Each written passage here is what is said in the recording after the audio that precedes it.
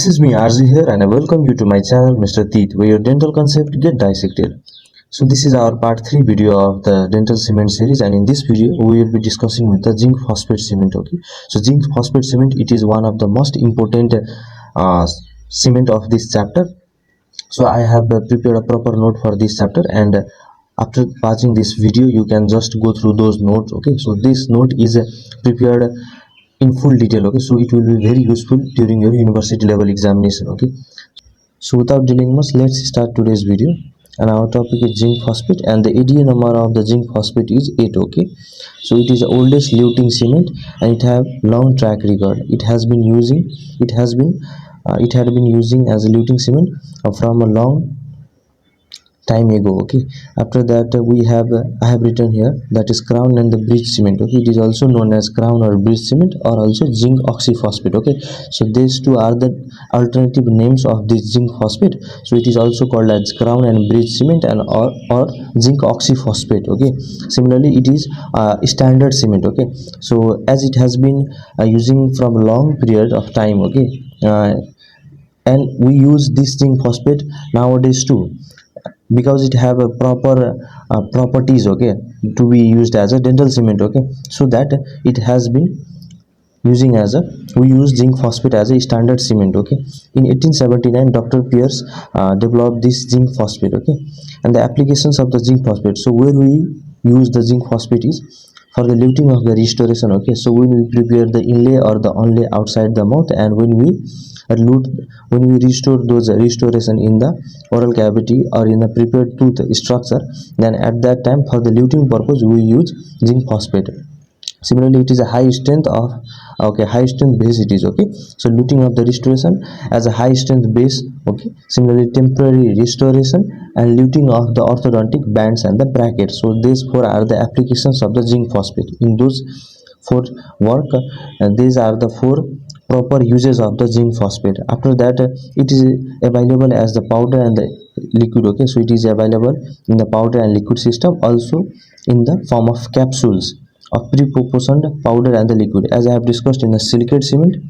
At that time I have told you that silicate cement are also available as the capsule. Okay, as like the dental amalgam capsule, similar like that. Okay, similar as like that, zinc phosphate is also available as a capsule of pre-proportioned powder and the liquid, or the powder and liquid system. So in powder and liquid system we get a powder and also liquid in different bottles, and there is not done pre-proportioning. Okay, but in this capsule there is done pre-proportioning. Okay, so these two form they are available. After that, in classification section, zinc phosphate is classified in type 1 and type 2, and type 1 is a fine grain and type 2 is a medium grain, and the thickness of those grain, okay, it ranges from 0 to 25 micrometer. Okay, so it may be 25 micrometer or less than 25 micrometer, and it is used for the luting, as its grain size is smaller, so it is used for the luting purpose. Similarly type 2, it is a medium grain and it is used for the luting and the restoration purpose. Okay,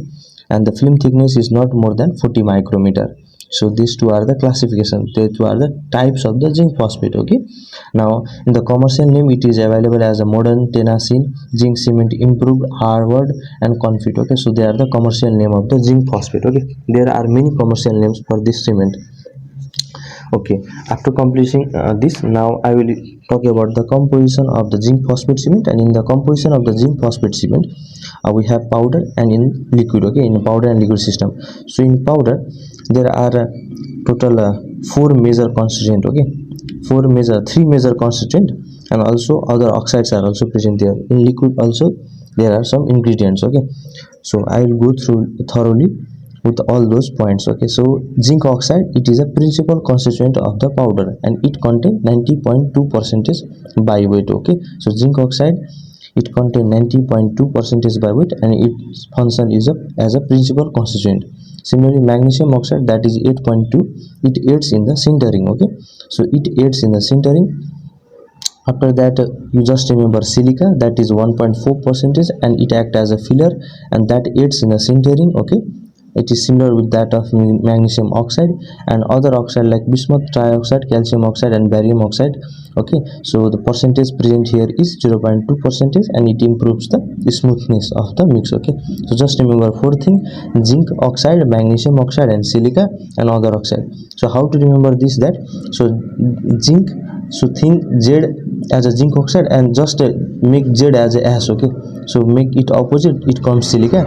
And for the magnesium oxide, you just remember this, make zinc as this. Okay, so just complete this structure, just complete the structure Z, it will form the magnesium M. Okay, so zinc oxide, magnesium oxide and silica. So you can remember in this pattern. Okay, so zinc oxide Z, from Z it came S. Okay, and from Z after completing the proper structure, there is a formation of M. So zinc oxide, magnesium oxide and silica.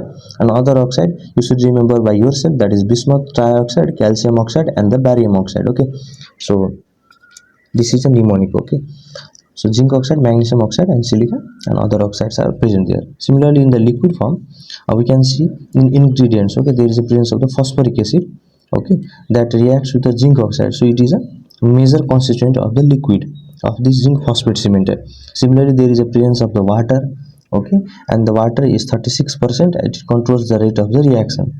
And similarly there is presence of the aluminum phosphate and sometimes the zinc phosphate, and the percentage by weight is a 16.2 percentage, and it buffers to reduce the rate of the reaction. Okay, so it acts as a buffer here, and aluminum and zinc are present there. Okay, so just remember phosphoric acid and the water. Okay, so they two are the major component of this liquid form, but you should remember also this aluminum phosphate, zinc phosphate. Okay, so major constituent of this liquid is phosphoric and the water. Okay, after that, in the manufacturing section of this zinc phosphate cement. Okay, so as I have told, there is powder and there is liquid. So in powder, so powder are prepared by the form of similar as that of the silicate cement. Okay, so what we do is ingredients are mixed and heated at the temperature 1000 and the 1400 degrees Celsius. Okay, so at 1000 to 1400 degrees Celsius, okay, we just mix the ingredients and sinter it. Okay, we heat it, so there is a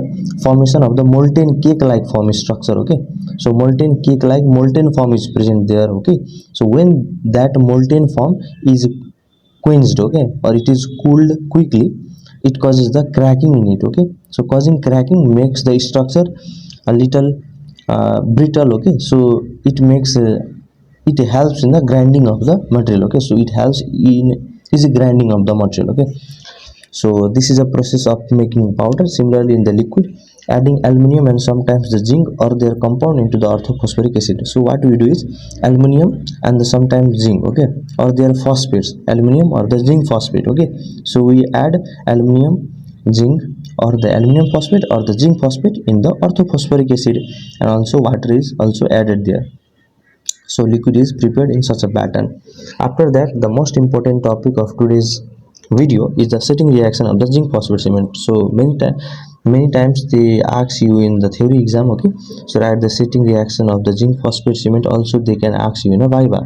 So what happens in a setting reaction of the zinc phosphate cement is that, first of all, when we mix the powder and the liquid, okay, in the proper ratio as told by the manufacturer. Okay, so as the manufacturer told, so we mix the proper powder and the liquid. Okay, after mixing the powder and liquid, there is a phosphoric acid attack surface, okay, of the particles and releases zinc ion. So what happens is there, phosphoric acid releases the H plus ion, and H plus ion react with the particles. Okay, so they attack the particle and releases the zinc ions. Okay, it is similar like that of the silicate cement. In silicate cement also I have told that there was also acid that was producing the H plus ion, and that H plus ion is attacking the glass particle, and after attacking the glass particle there was being released of aluminum, sodium. Okay, those kinds of aluminum, sodium, calcium, those kinds of ions are being released at that time. Okay, in silicate cement here also there is release of the zinc ion. Okay,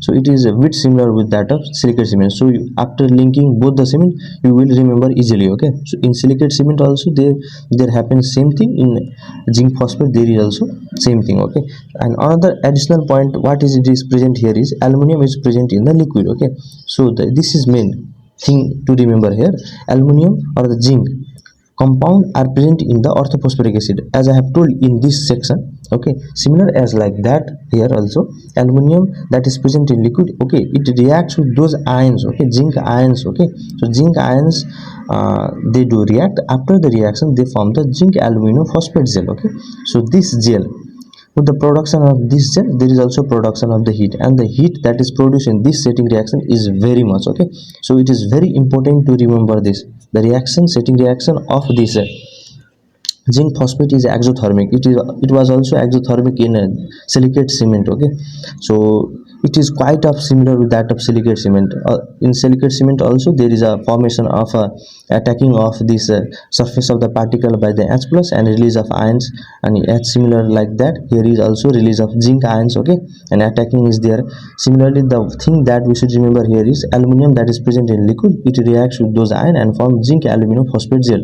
There was also formation of the matrix and the thing that surrounds the unreacted particle. Okay, so you should remember that aluminosilicate gel was there. Okay, so there was a matrix and there was a uh, unreacted matrix like structure that was surrounding the unreacted zinc oxide particles. So go and just watch that video too. Okay, so here the reaction of this setting reaction is zinc oxide plus H3PO4. Okay, that is phosphoric acid.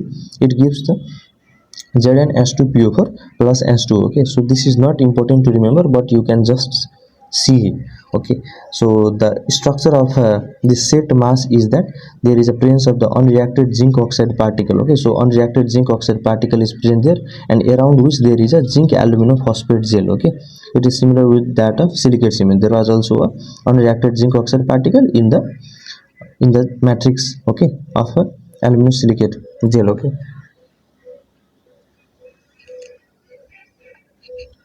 so so just remember there is a presence of unreacted zinc oxide particle in the zinc aluminum phosphate gel. Okay, and setting time is 2.5 to 8 minute, and in working time it is 5 minutes. Okay, and mixing time it is 1.5 to 2 minutes. Okay, so just remember those data, they are important for the zinc phosphate cement. Okay, okay, so those cement that are important, you should remember their setting time, working time, mixing time. Okay, so it is very important.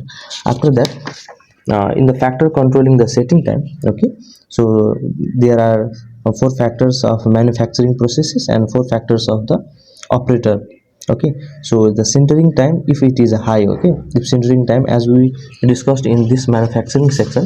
Okay, so for the ingredients are mixed and they are heated at the temperature this 1000 degrees Celsius and 1400 degrees Celsius, that we call sintering. Similar like that. Okay, if the centering temperature is extremely high, okay, then it increases the setting time, means there is a setting time, it increases. Okay, okay, so there is a delay in setting. Okay, similarly the particle size, if the particle size is finer, okay, then the setting time it is smaller here. Water content of the liquid, if it is increased, then setting time it is decreased here.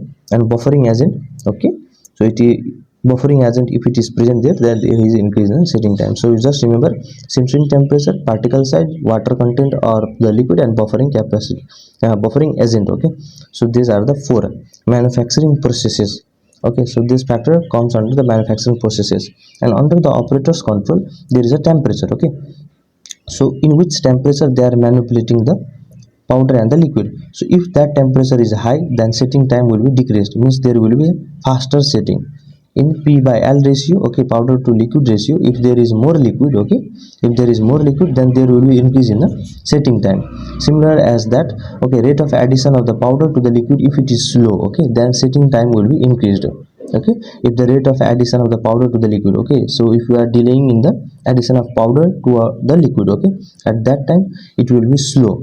Okay, there will be slow setting, and that will increase the setting time. Similarly the mixing time, if it is also more, then it also increases the setting time. Okay, so temperature, powder liquid ratio, rate of addition of the powder to the liquid, and mixing time. So just remember those four factors. Okay, they are very important of this zinc phosphate. So everything I discussed in this chapter of everything I discussed in this topic of this chapter, okay, that is zinc phosphate, is very important, as zinc phosphate is asked in every exam. Okay, this is one of the most important cements.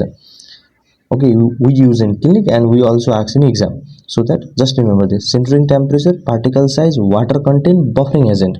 Here there is temperature, P by L ratio, rate of addition of the powder to the liquid, and the mixing time. Okay, so just remember those data and what happens to the setting time. Okay, so there is increase in those factors. So in sintering temperature, if it is high setting, okay, so here is also it is high, and in buffering agent it is high. Okay, similarly in mixing time there is high. So just remember those five, and other all are it will be easy if you remember final particle, water content, and temperature. There is it is a decrease in setting time, and in other cases there is increase in a setting time. Okay, so now just remember this another important point. Okay, so setting time also depend upon the climatic condition. Okay, so if there is a presence of warm humid climatic condition, then it will decrease the setting time, and because there will be, okay, fast setting. Okay, so it will decrease the setting time. So as in the mouth there is a presence of the moisture. Okay, so in mouth environment there will be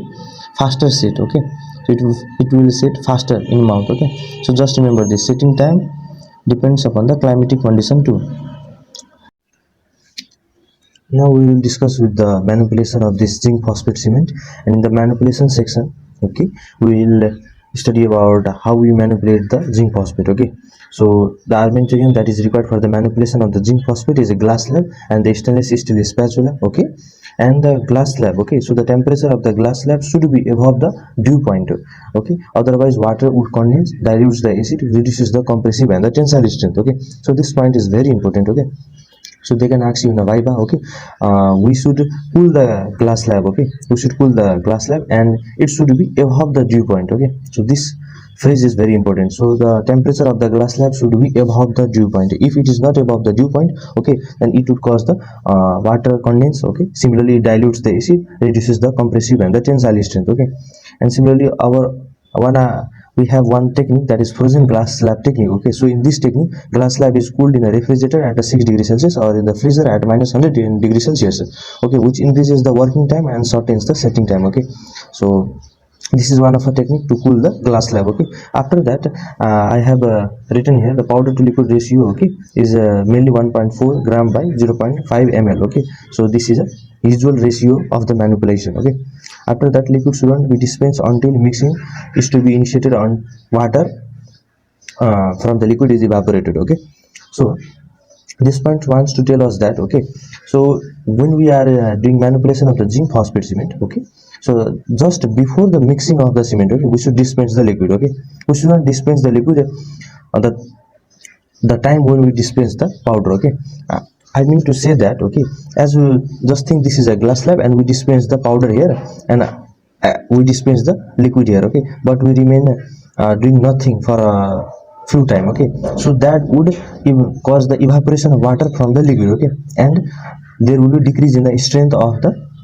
mix of the zinc phosphate. So to minimize that, okay, so first of all when we dispense, first of all for powder should be dispensed. Okay, and now when we begin the ready for the dispensing for the mixing at the time before the mixing. Okay, just before the mixing we just dispense the liquid and just start our mixing. Okay, so first of all when we put the powder on the glass slab, okay, we should divide the powder on the increments. Okay, so I have written here too that powder is to be divided into the several portion. Okay, and it is divided into 6 to 8 increments particularly.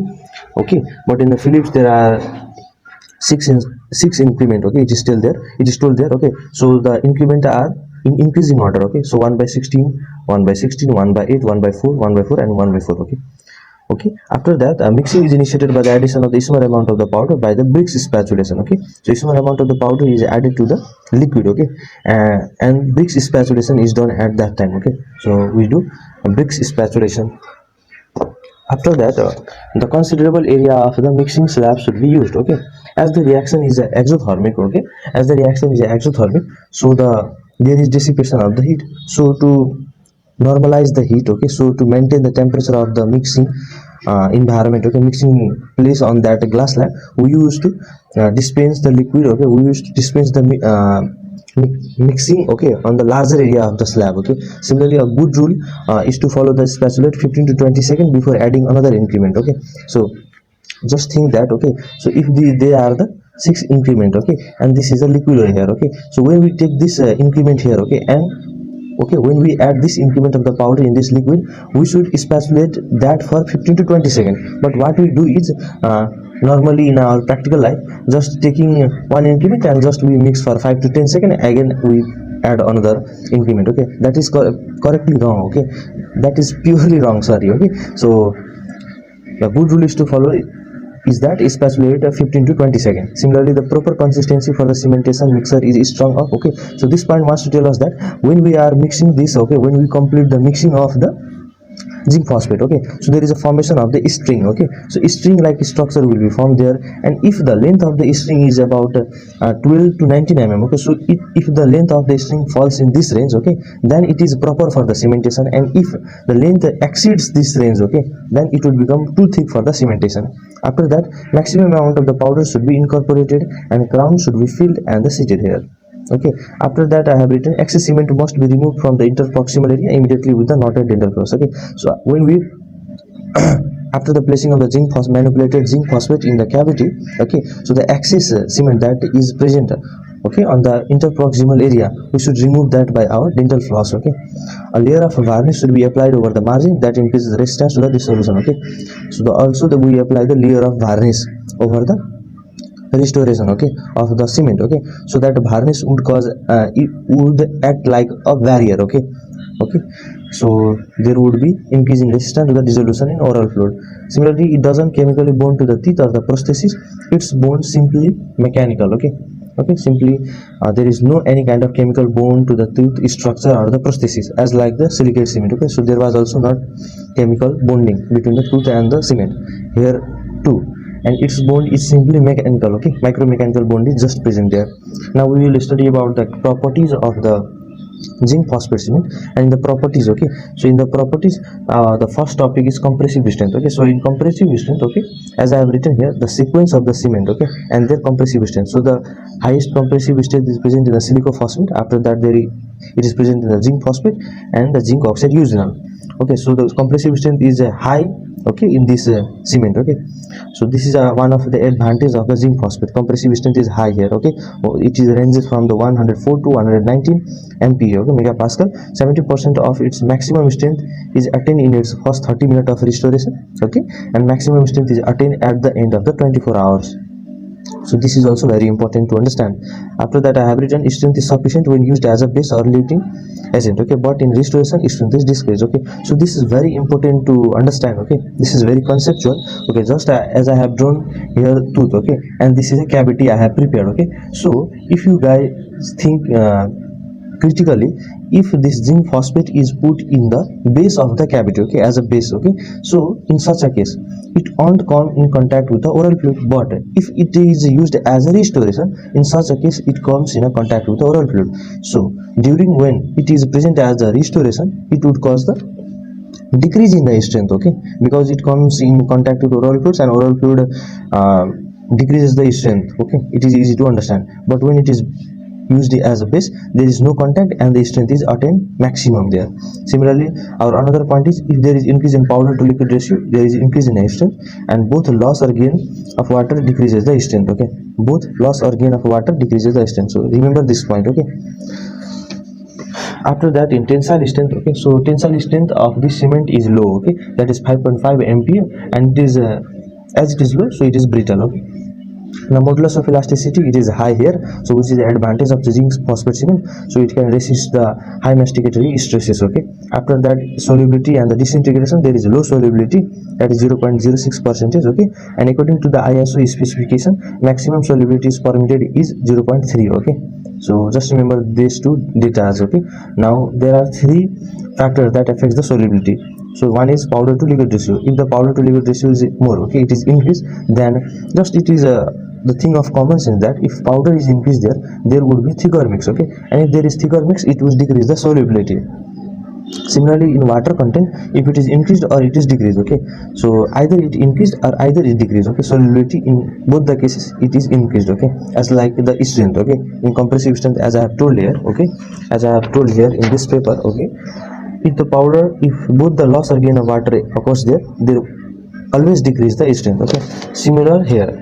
If both there is increase or decrease in water content, there is increase in solubility or the disintegration. Now in moisture, premature contact of the incompletely set cement, it increases the solubility and the disintegration, so varnish application should be over it. Okay, premature contact shouldn't be there, okay, of the restoration with the oral fluid. If there is premature contact, then there will be increase in the solubility and the disintegration. Okay, now in another point, in the film thickness, okay, thin film is if thin film is present there, then it would have better cementing, okay, and complete sealing, okay, and decrease in, okay, so this is sealing, okay, this is L, okay, and decrease in air species. Okay, so this is important. Thick film, better cementing, complete sealing, or decrease in air species. So if there is complete sealing, there will be decrease in air species. And thermal properties, okay, so it is a good thermal insulator. Okay, also it as it is good thermal insulation, so it decreases the galvanic action. Okay, and similarly in addition, okay, in addition property of this zinc phosphate, okay, so as I have discussed earlier in manipulation section, it is mechanically interlocked with the tooth structure but not chemically. Okay, and in the biological property,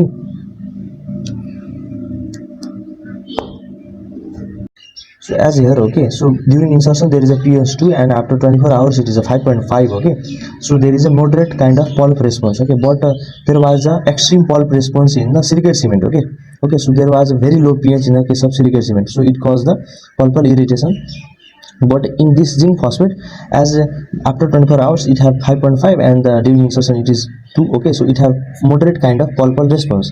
For the pulp protection, we can use the thin mix. Okay, so we can avoid the thin mix. Okay, and similarly we can use the liners or the bases. Okay, as like a zinc oxide user and calcium hydroxide cavity varnish. Okay, so we can use zinc phosphate as a base or the liner too. And if we use the zinc phosphate as a restoration, so in such a case we can use other cement too as a liner or a basis. So in such case we can use zinc oxide user, calcium hydroxide, calcium cavity varnish. Okay, so we can use those as the liners. Similarly in the optical properties, they are quite of opaque. Okay, so they are opaque. Optical properties, in optical properties they are opaque. Okay, so I have prepared the advantage and disadvantage table of this cement. So in advantage section, it have long track record. Okay, so there is a long track record because it have some quality. Okay, so as it have quality, so we use in our clinical practice. So it have long track record, and so that is the advantage of this cement. Okay, similarly there is a good compressive strength. Okay, it have good compressive strength and long track record, that is the advantage of this zinc phosphate cement. Okay, also it also have the moderate pulp response. Okay, so this is also the advantage of this cement, but there was not so in the silicate cement. There was a extreme pulp response present there. Okay, I mean the disadvantage section, there is no chemical addition, no anti-carcinogenic. Okay, but silicate cement was anti-carcinogenic, but there is no anti-carcinogenicity in this zinc phosphate. Okay, so just remember this point.